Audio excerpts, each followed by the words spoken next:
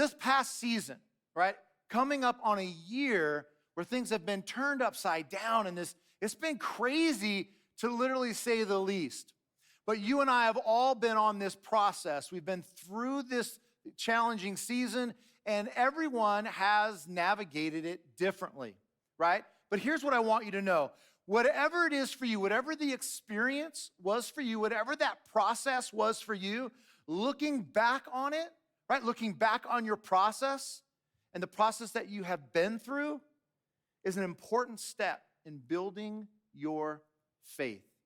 Maybe some of you, you look back this past year and you look at the process and you say to yourself, man, God showed up powerfully. I was in step with Jesus. He met me there. He walked with me. And you're thinking, man, my faith has grown and I'm experiencing God in new ways. And if that's you, I'm again say, keep going. Keep going. Some of you, maybe you look back at the last year in this challenge and process that you've been in, and it's just been pretty good, right? You would say at times, man, God showed up, man, I needed him, I fell to my knees, or I was going through a tough time and I cried out and God showed up and it was awesome. But then also maybe there were periods of time where you just kind of went, yeah, I kind of did my own thing here and I still felt distant and alone, and it was just kind of this kind of traveling up and then down, up and then down. Maybe some of you look back at the process that you've been on for the last year, and it's been one disaster after the next, one disappointment after the next. Who knows? I have talked to a lot of people over this process and during this year and this journey, and there are some people, because I've had these conversations, they literally set their faith down. They're like, took a break. They set it on vacation. They just haven't been engaging in their faith.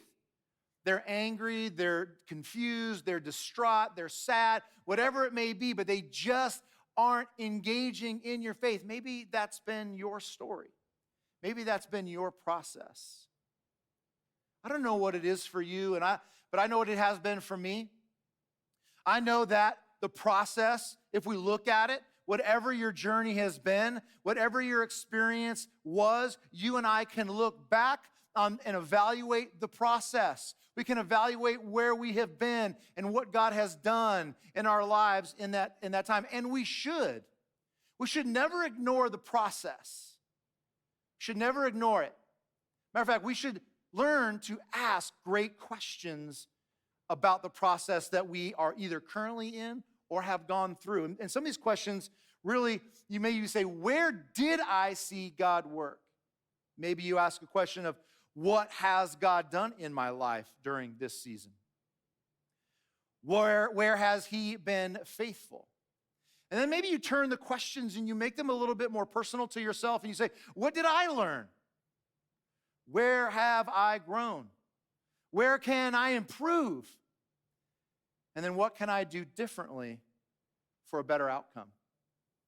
I know that last question has been something that I have had to ask myself through my process.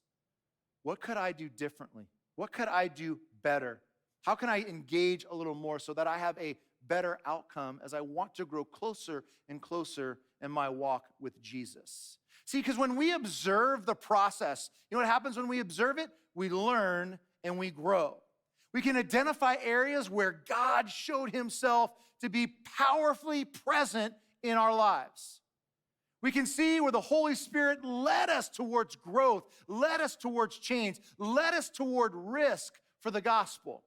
And we can hopefully learn to see the growth in areas of our life. But also, let's not forget to recognize, right, areas where we could have responded better, differently.